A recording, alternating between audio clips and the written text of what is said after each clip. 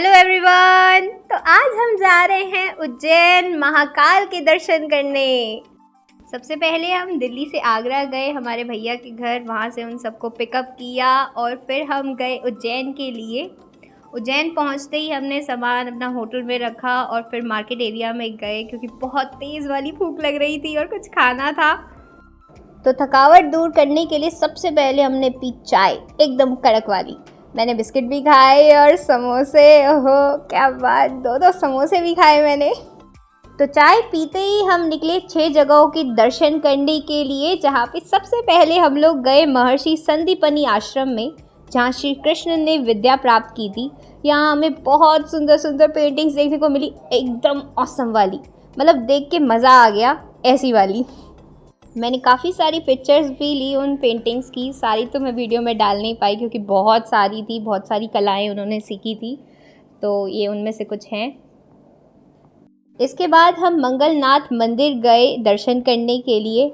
मैं फ़ोटो नहीं खींच पाई क्योंकि वहाँ कैमरा अलाउड नहीं था।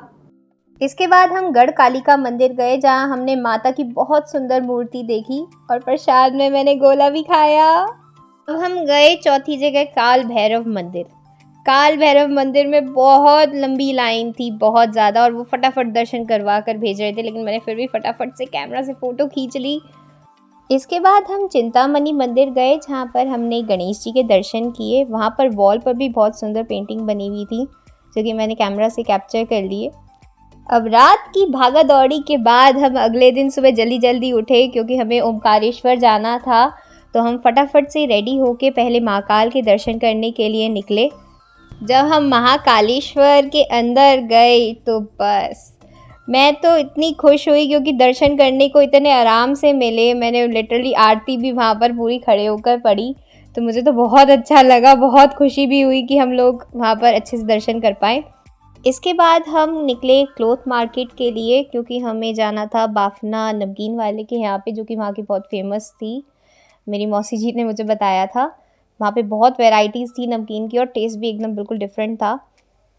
वापसी में हमने पकड़ी ई रिक्शा, जिसमें हम लोग फंसा के गए क्योंकि हमें गाड़ी में जल्दी पहुँचना था, ओमकारेश्वर के लिए निकलना था। वो भी दूर था, 200-300 किलोमीटर के अप्रॉक्स था। तो हम लोग फटाफट से ई रिक्शा में गए। अब ओमकारेश्वर पहुँचने के बाद जो हमने भीषण धूप का सामना किया, ओ हो। इसके बाद हम लोग गए ब्रिज के थ्रू अपने ओमकारेश्वर मंदिर में।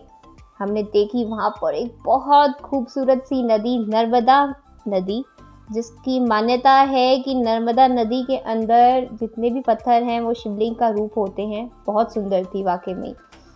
अब मंदिर के अंदर पहुँचने के बाद हम 2 से 3 घंटे तक लाइन में लगे रहे। उसके बाद में हमारी दर्शन की बारी आई। सबसे पहले हमें नंदी महाराज ने दर्शन दिए और फिर हमारे भोलेनाथ और पार्वती माता ने। बहुत अच्छा लगा।